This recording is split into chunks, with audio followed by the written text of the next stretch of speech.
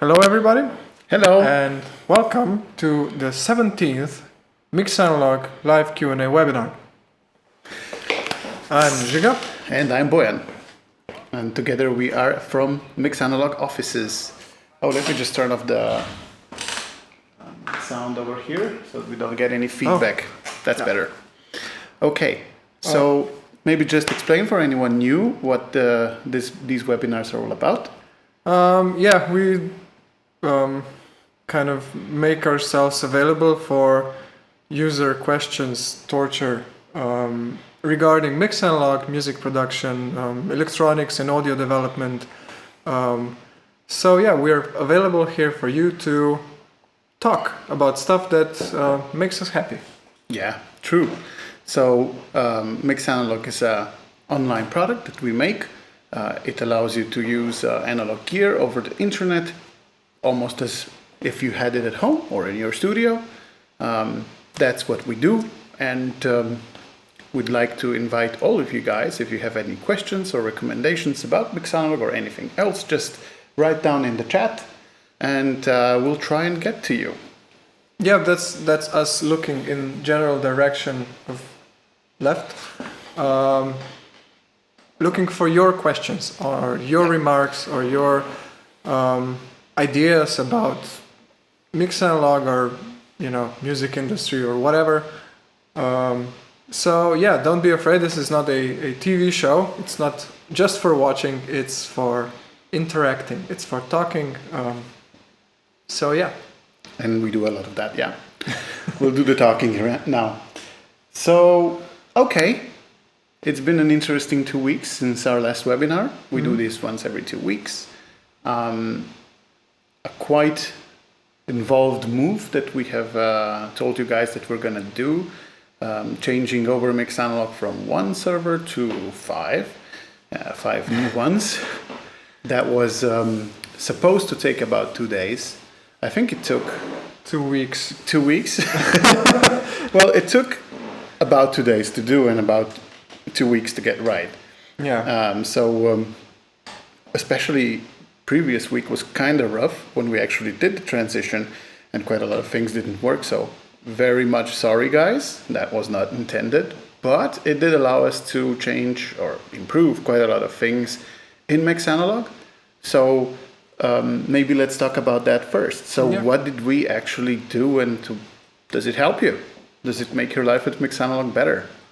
Well, at least from my experience, for being an avid or first beta tester at hand, I'd say it's the I know that a lot, and I really mean a lot, has happened under the hood, but the most important change, at least for me, is the playback quality. Yeah. And not in terms of bitrate and sampling rate and all that, but the stability and I don't know, it just feels more rigid.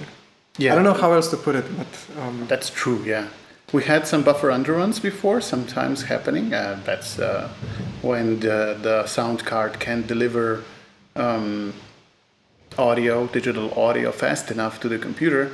We fixed that, so that's a major improvement, and it affects both the bounces and the live monitoring. So if you in the past have had problems where there were parts of your file missing, or maybe there were some clicks and stuff in like digital clips or digital clicks where sound was missing, we fixed that now finally. It was quite involved, but we did that. It's amazing. I think we have a first question, but we do. Hello, Curdo. Thank you so much. I'd like to guide you through that if you want. So if you'd like some help getting the most out of the mastering setup in terms of like UX, just what to click and how to get right into the gear, then I'm at support. I'm manning the support chat. So if you'd like that, just hit me up in the chat. And hello, Charaka. Hi. Yeah, long time no see. 2 weeks to be exact. Good to see you. Where were we? Okay, so we improved the yeah. playback quality and the bounce quality. That's right. We have majorly improved the upload speed and finally also stability. So now, if you lose your upload somewhere in the midway because your computer disconnected from the internet or something like that, it will resume. And we also now have a quite nice integration with Google Drive and Dropbox. So if you have your files, your WAV files in Dropbox or Google Drive, then you can upload from there as well. You can also now upload from, well, not from, but multiple files at the same time. So either from disk or from Google Drive or from Dropbox, you can now do multiple files at once.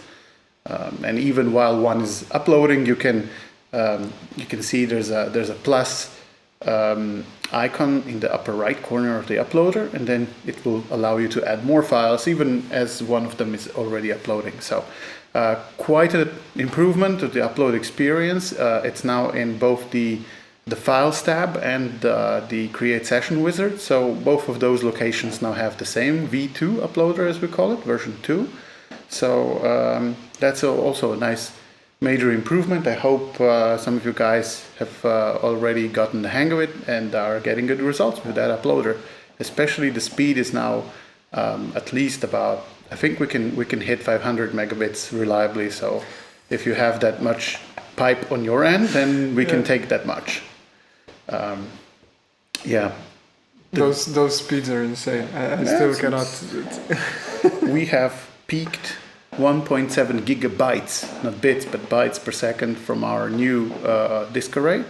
So we've migrated away from 4 rotating disks to 8 rotating disks and I believe 4 plus 4, 8 SSD drives. So long story short, we got a faster and more reliable storage system now in place, and all of the files have been, and the database have been moved to the new one. So that means in turn that things like downloads are faster because the disks can serve the file to use faster. So not only is the internet better, but also the disk's underlying storage is now faster. So trying to get into a happy spot where you're only limited by your internet speed. Okay, and apart from that, what else did we do that actually makes a difference? Oh, Sleep Circle. Hi there, How hero. drives the range? Oh, that's thank you for the question. It's a nice question. We are using TEF. The TEF file system is quite involved. It's a distributed file system. The idea is that we have these files, I mean not files, but more precisely the storage, the blocks of storage are arranged not only by drives, but also by computers. So if one of the computers were to get its power supply fried, the idea is that the data is replicated around enough that we can still serve mixed analog files and you can still bounce and stuff like that. So the SSDs are used for the databases because the databases need really fast access, and it's small files. While the big WAV files, they are made so that they predominantly end up on the rotation drives, but the SSD is used as a sort of a hot cache.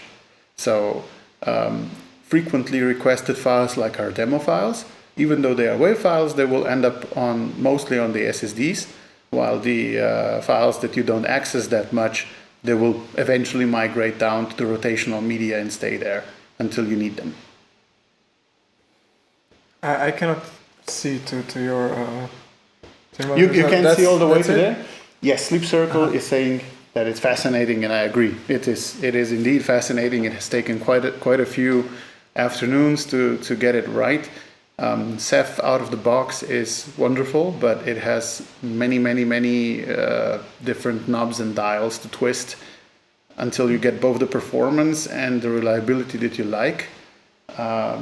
So that's, I think, it took quite a bit of time, but I'm really happy with the result because now we can add more servers and more disks whenever we like. Actually, I've already put in a request for 2 more SSDs and one rotational disk that died. And you guys didn't even notice, which is great, that the rotational disk died and nothing happened because we have enough of spares in our little private cloud, which is amazing. Yeah. Okay.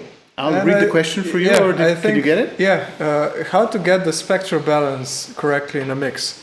That's a question for you. Reference tracks all the way, because they take away quite a lot of guesswork from your monitoring system. So looking at spectrometers and spectrographs and all that is cool, especially if you have a monitoring system that does not go down to 25 hertz. I would say either get used to one pair of headphones, because headphones usually can reproduce very low frequencies. But apart from that, for checking the general balance, so from, 50 hertz to 15K, which majority of monitoring systems are capable of reproducing, it's reference tracks. It's you have either set it up in a playlist in an external player like Foobar, VNAM, whatever, or use I think it's Metric AB. So there, at least a couple of plugins exist that let you import a reference track directly into your DAW, put it as a last insert on your master bus, and you can then quickly check between your mix and the reference mix, and that is, at least to my experience, by far the fastest and best way to somehow nail the balance. Okay, so in mix analog though, you could use slots.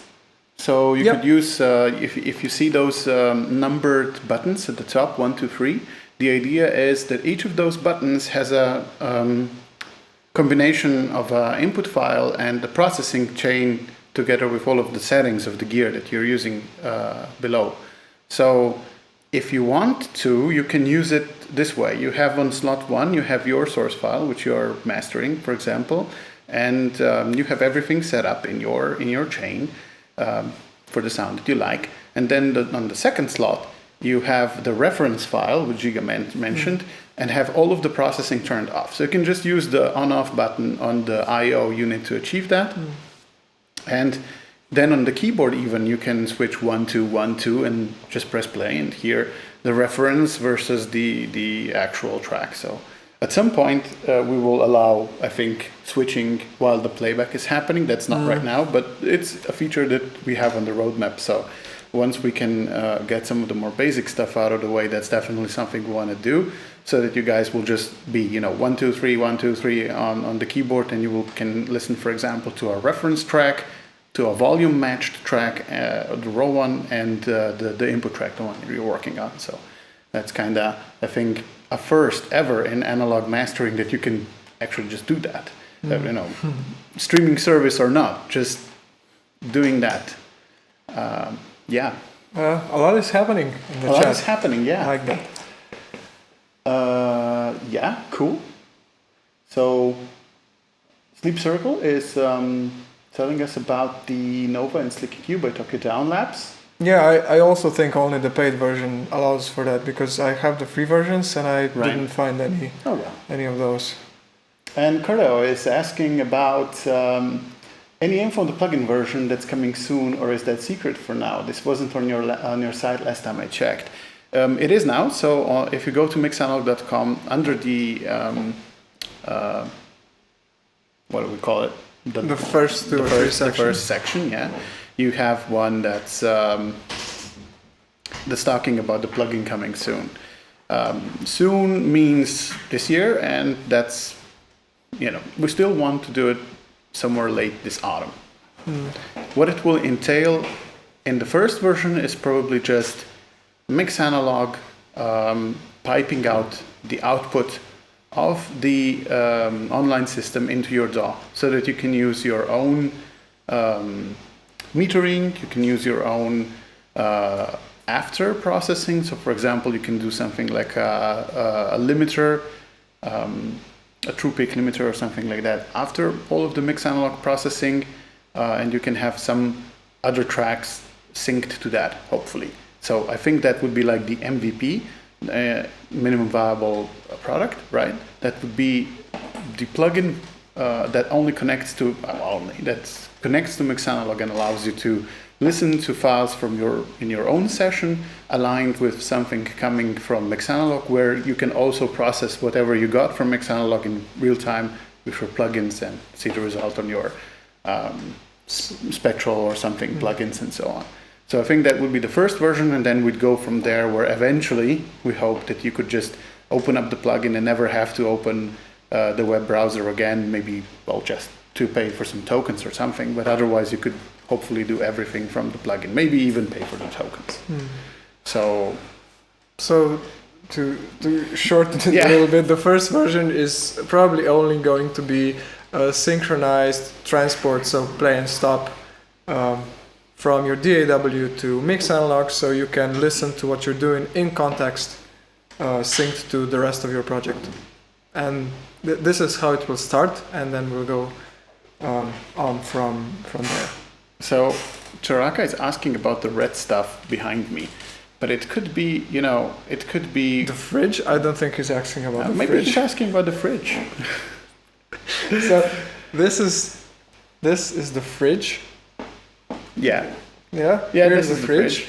And those beauties behind us here. Can we take one out without injuring ourselves? Yeah, you can keep talking, I'll dig it up. Yeah, so while Žiga digs out the red things, or at least one of the red things, I'll keep talking. So, how is your day?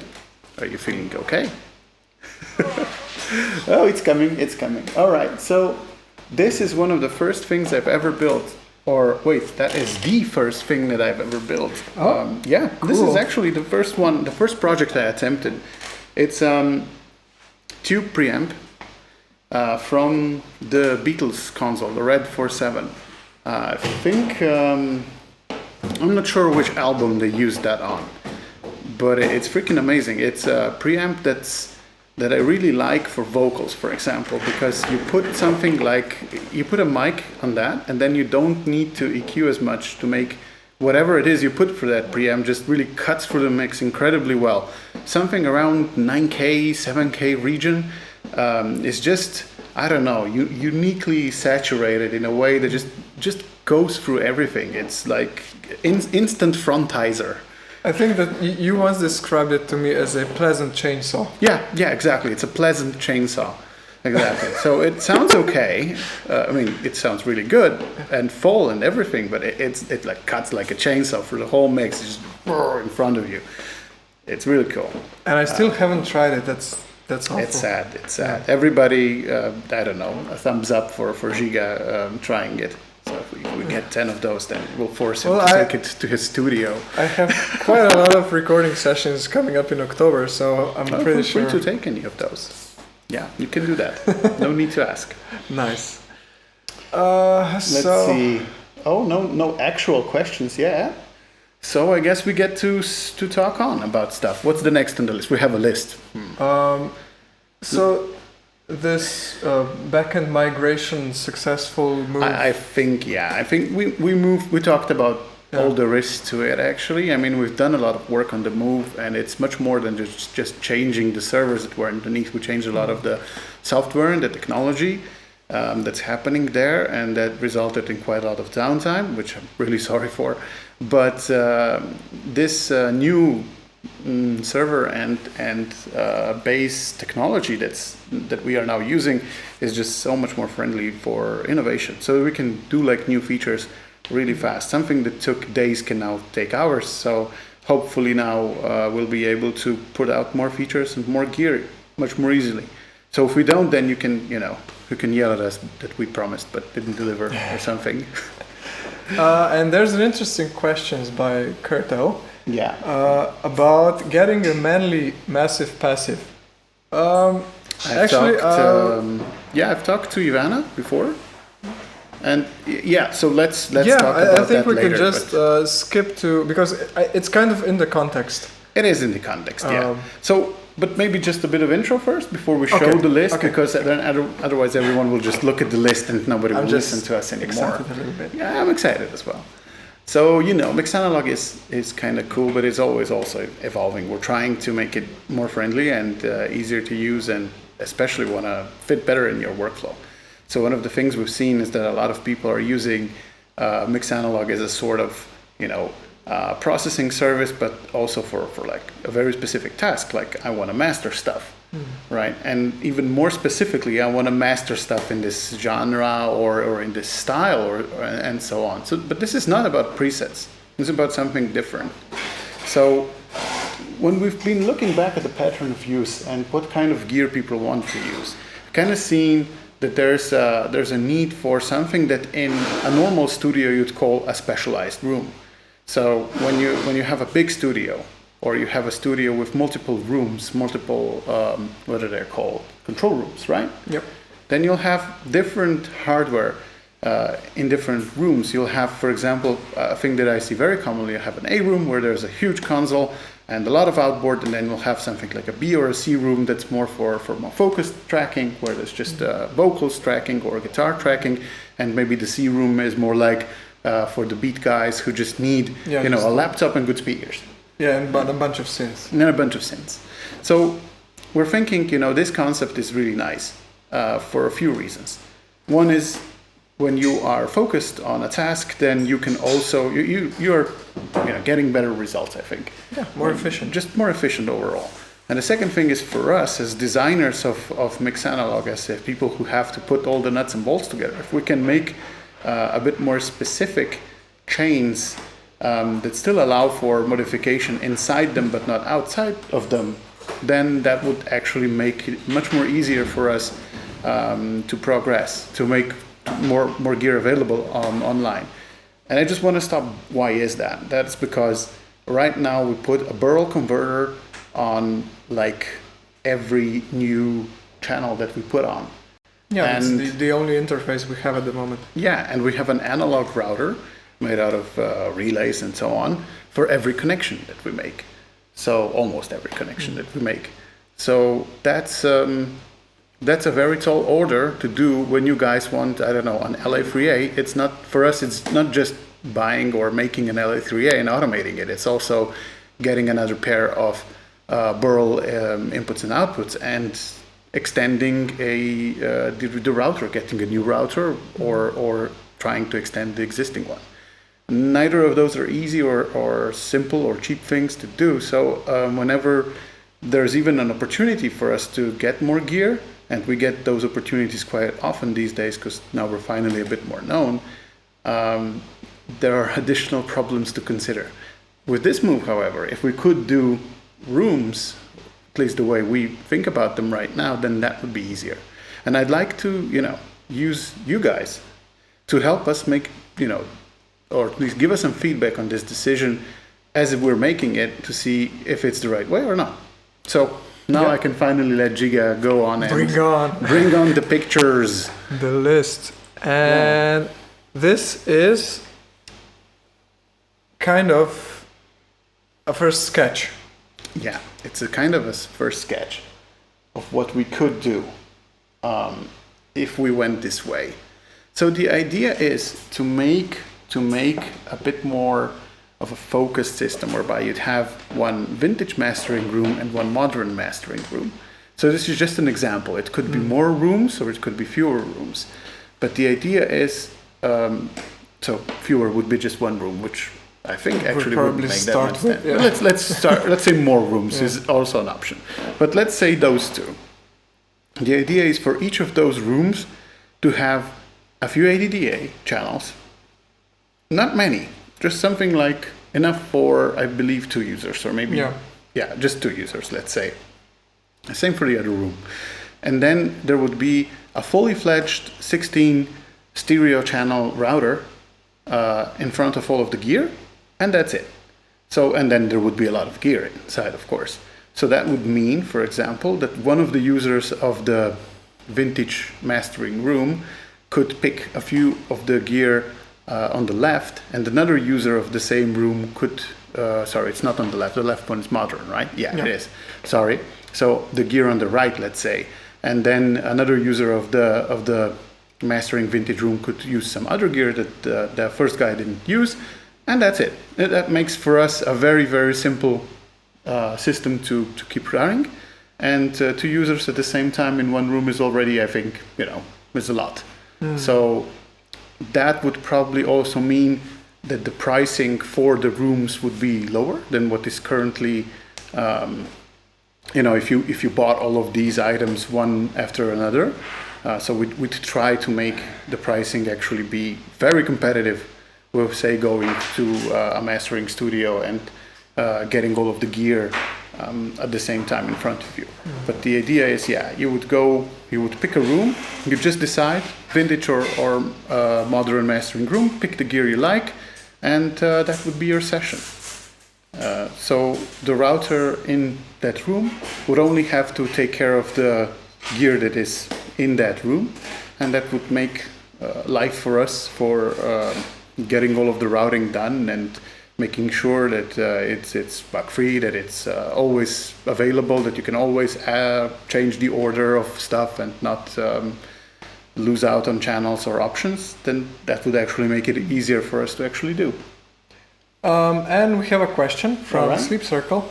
What kind of feedback do you need? First is, at least for me, would you feel limited in a way to have to pick either from only the modern bucket or only the vintage bucket? So,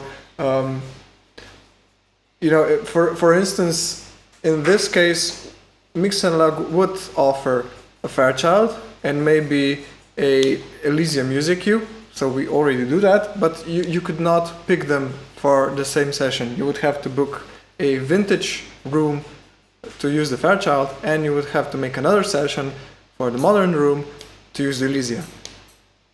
But if you wanted to take any combination of Pultex, Fairchilds, a Soundtech audio destruction unit, LA2A, and bypass some of those sometimes, maybe change the order and stuff like that, then that could you could do that to your heart's content within the session. The point is, when we were putting the gear into the vintage and modern buckets or columns, the point was that each of those rooms would offer at least 2 or 3 choices for EQs, 2 or 3 choices for compressors, some saturation, and so on. So even if you maybe would miss, the music cue from the vintage bundle, you could still use, the Soundtech. Or maybe the Focusrite EQ if we ever get our hands on it. The idea is you'd still be completely functional in any of the rooms that you chose. Just the problem is that, for example, if you take a look at the left and the right list, what's not maybe apparent to you, but is painfully apparent to me when we have to make this work, is that adding just one more gear past number 16 on the right or the left is actually super duper painful. In terms of how does the routing work? Do we just add more digital channels, or do we, how do we go from analog routing to digital routing and then back again? It's just so much things to take care of. While if we just say, it's going to be maximum of 2 users at the same time in the room through the same router, and the router has 16 stereo channels that it can route. 4 of those are ADDAs. So, that's all the complexity that is available in that room, and that just makes things tremendously easier to program and to make in hardware and software. So I guess the main question is, can you guys live with this?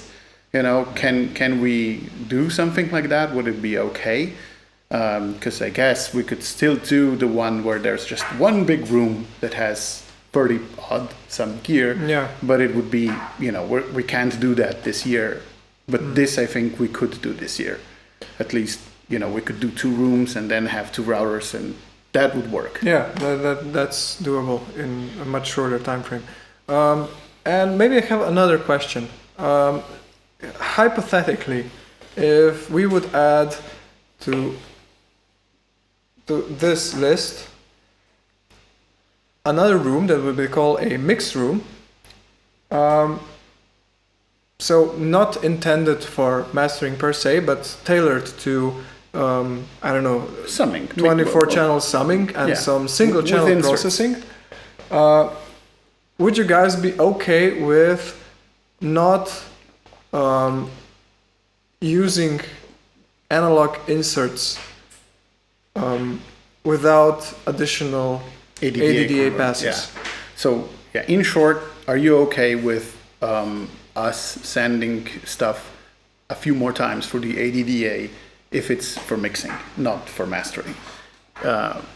That's also important because then we can, ditch the analog router on the mix room and just make things normal directly into the summing mixer, which simplifies things a lot for us, and that would make it also possible to quickly come to an arrangement where you could do something like 24 or something channels and mix them in mix analog. So finally adding our claim to the mix in the name of our product. You can use mix analog, but you can't mix on it. That's the current version, and would really like to move that forward and start mixing, but it's actually pretty hard on the bar that we've set right now, where you've got burls and analog routing everywhere, and that's actually hard to do for mixing. Maybe just to super hard, not hard. Hard is okay, but super hard is too hard. To explain on that just a little bit more, that would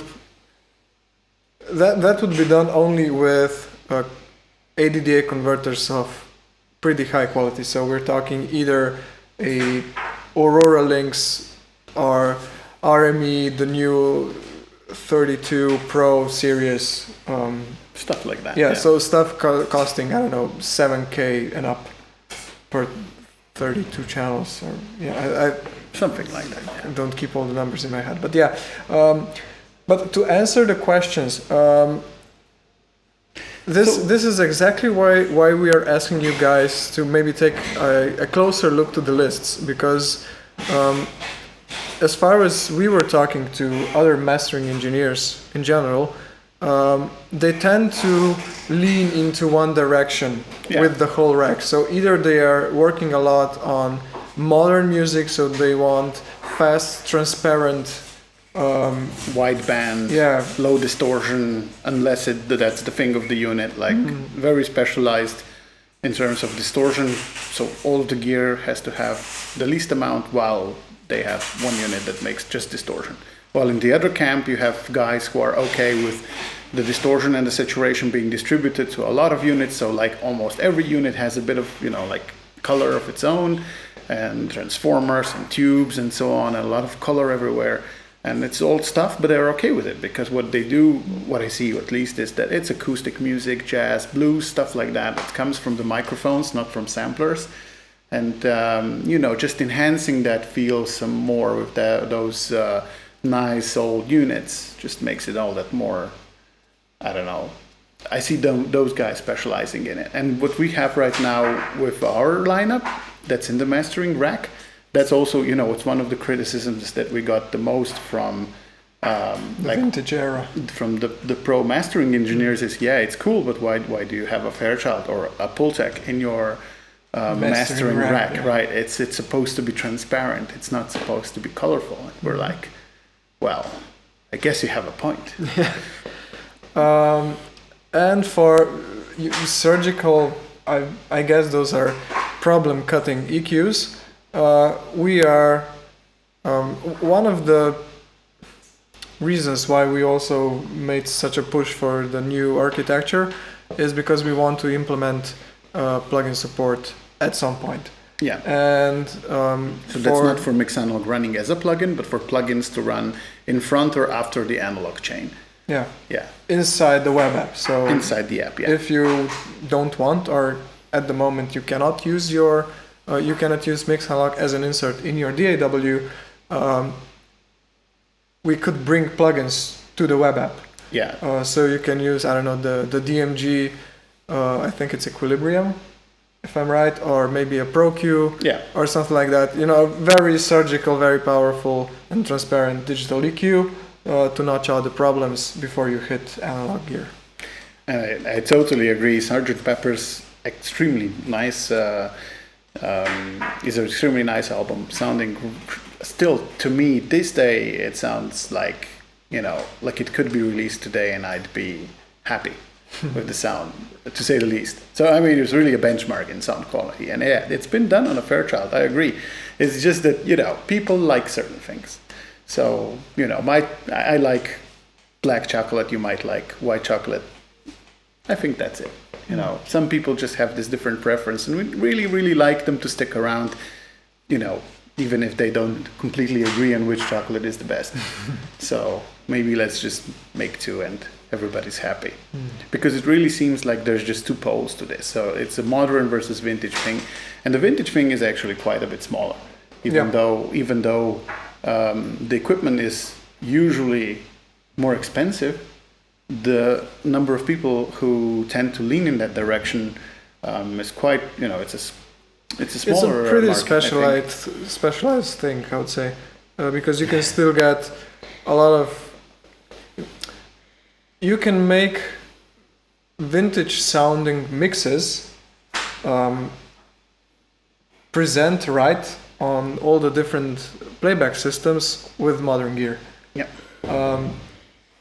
In much less cases, you get a modern mix from a client and they request of you to make it sound vintage. So you need the Pultecs and the Fairchilds and tape machines and all that.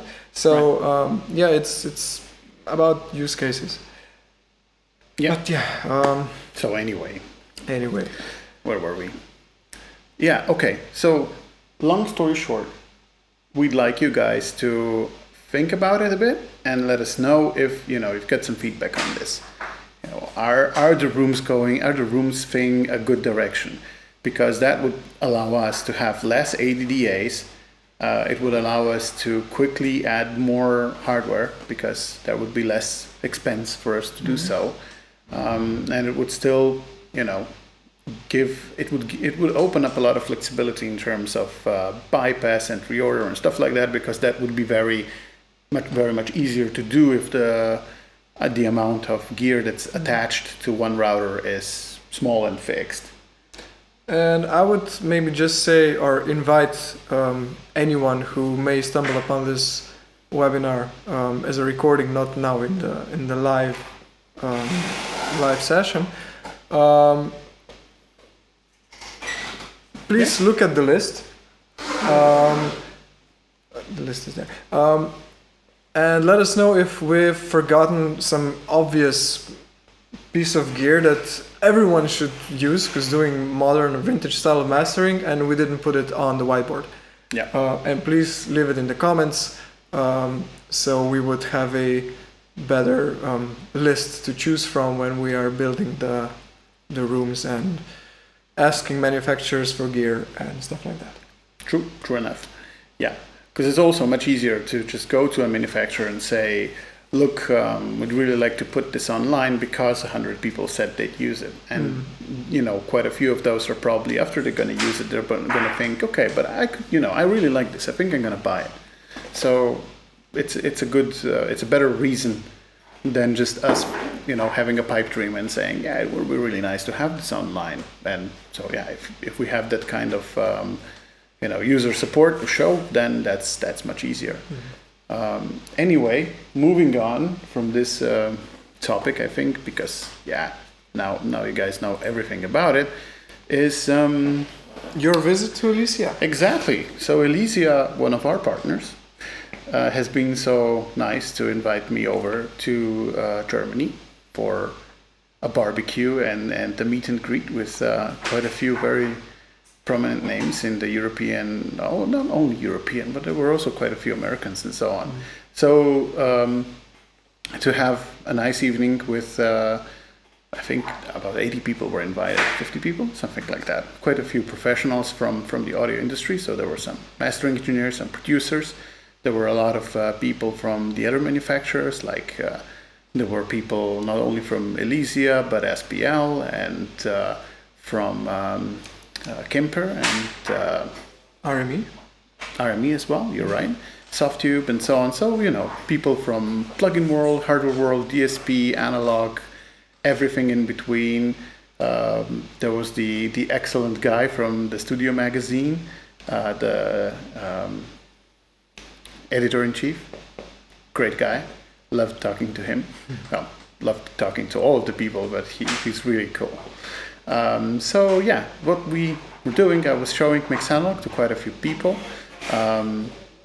I hope that, and they gave me a lot of pointers, like from a more professional view, like what would they like, what kind of gear would they like, and this actually prompted a bit this room discussion. Is because, well, we have a lot of gear, but then in some ways we are lacking a lot of gear that they would like to see, that they use every day, and they would miss if they had to use Mixanalog. So it's a good idea now to see if we can get there. And there was a lot of talk about features that they really, really liked, like the bounce queue and the 1, 2, 3 slot thing, and so you can, in the analog world, you can listen to a reference or a volume matched mix like almost instantly against the processed mix that you're making. Make some adjustments. Yeah. So put it into the queue and stay focused and just continue while you're in the groove. Yeah. So those kind of features were like really easy to sell. Let's say just very easy to. This is how it works. You see, and we were just oh my god, this is amazing. And even software doesn't have this sometimes. And we're that's great. Yeah, but we do. So please become a user. And so. It was a wonderful evening. Lots of great people, lots of great talks, and I think also a lot of possibilities to now extend our network of partners. So here's to hoping that some of the manufacturers that I've talked about before will actually be joining us. There was also a representative from Thomann, so. Whatever they carry could also end up on Mixanalog. We'll see. Is pretty much everything. It's pretty much everything, but we'll see. I mean, they seem very interested. We'll see how it goes. But I think I've got a good feeling about it, so we'll see. But yeah, that would be amazing. And the Empresser is on the way. Oh yes. The big How could news. we forget about that? Yeah, the Empresser is I think about a week or two away from being finished and sent to us. So soon after, it's sent, we'll start working on its automation and put it online. So we'll have the second Elysia gear. To all of you people out there, especially Americans who might not have heard about Elysia before. It's high-end mastering gear. You can try out the music queue already on Mixanalog, so you can see what to expect. The high shelf in particular is very interesting on the music. But the Empresser is also an impressive piece of gear, and I don't know if we can actually say that for real, but let's just say they've promised to also give us an alpha, hopefully this year. Yeah, that was a dream. That one day maybe we could get an alpha. Wow. And that would really make a very very nice triplet of stuff from Elysia to have online. We'd put that in the modern room, and the idea here is that you could also take just the Elysia stuff for a ride, and then you could try out the Empresser, the alpha, the music. And hopefully at some times maybe the character and so on. So it could be like a one-stop shop demo room for Elysia rack gear, and we've also been discussing a bit about the 500 gear as well. So very nice and fruitful talks being held with Elysia, and we hope to bring more manufacturers like them on board who would like to work with us to get their stuff online, so that you guys can try it, and then hopefully they'll help them sell some few pieces more. Okay, so and I think that that concludes what's on the list for today. I think so. Let me just think. No, we forgot about one more thing. It's a Studer. Oh, okay. So the Studer tape machine, or at least all of the gear that's in the pipeline, right? Because there's news on pretty much most of it. Yep. So we've got the Studer now hooked up to the server and right next to it, so we can test it. Unfortunately, haven't had time to do that quite yet, but I'm getting there. So hopefully this week I'm planning to seeing if that's if the code that we've written for it is actually all okay. It was while it was here on Žiga's bench, and if it works, then we'll just release it. In just a few more days, or maybe a week or two max, so that we get the bugs out. But then we'll put it online. It will be definitely for free for some time. Also, speaking about prices, the Fairchild is only going to stay free for 2 more days, and then on Friday morning we're making it. We're taking it again to the paid tier, like it was a few months ago when we found out that the tubes were at the end of their life. So we decided to make it free for quite a long time. But now that the tubes are new and it's been calibrated, now we can finally say, okay, yeah, this is what we wanted, and let's add a price tag back to it. So. So if you have a lot of files to process with the Fairchild, do it until Friday, because then it's not going to be free anymore. Sorry about that, but we need to make do. So with that out of the way, the ADU is now finally on the way again. We've had some other projects that we needed to attend to, but for those that were not watching the previous webinars, the ADU stands for Audio Destruction Unit, and it's a tube saturator. Yeah, it's kind of like a Culture Vulture meets Black Box HG2, right? So something like that. It's got a pentode mode, a triode mode, and a few peaking modes, 3 different overdrive settings, right? A bias adjustment, and quite a few goodies. It sounds really nice. We're gonna pair it with the dry-wet control, so that you can dial in the amount of distortion versus the wet signal. So hopefully that will sound really awesome. We've had some shootouts before, and we're super stoked to get it out, because we're now quite confident that you'll like it, because it's like really awesome. Has a really nice sonic signature. So here's to that. So yeah, it's now being assembled. It's kind of on in regards to the bias control. It takes some getting used to. It really makes you listen instead of look at the dials or the meters or whatever, because it behaves differently for different instruments, different frequencies. It's a funny control in a way. But it allows for a lot of sonic possibilities. So, pretty cool. Yeah, it's nice. It's nice to start with the tube, and I mean, it's nice. It's a sound. If you like that sound, then it's there. Okay. And one small thing. If I don't screw something up, and I believe I won't, the presets for Rec 1 are coming this week. Yeah. Cool. I personally can't wait. I'd really like that. So the idea is that when you open up the presets on the Rec 1, on a Rec 1 session, you'll already have some presets preloaded that will be made by Žiga.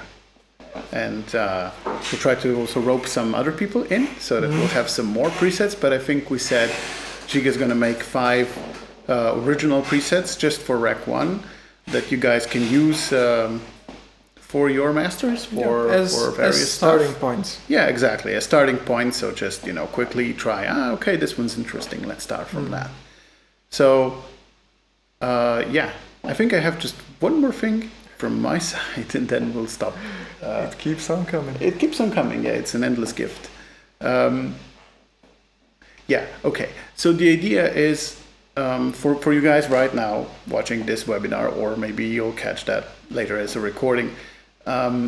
We have, let's say, an opening. Yeah, let's say we have an opening at our company. we are looking for someone who is versed in marketing or growth hacking, more specifically, someone who can do digital marketing really well. If you like music technology, and that's your background, you'd like to do growth hacking, just give us a personal message, tell us a little bit about you, and we'll be in contact with you and see if we can work together. We'd really love to get someone from the community maybe on board. So we're looking in many directions, but specifically getting someone that's a user on the team would be amazing. So if you can see yourself in this role with us, it can also not be a full-time position. If you have other arrangements, that's fine, but helping us out would be really nice for us. Maybe for you too.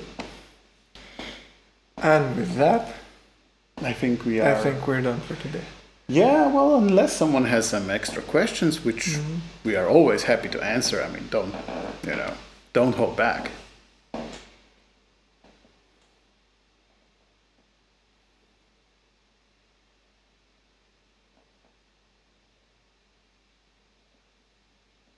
Nope. I Doesn't don't think look like there are going to be any. So yeah.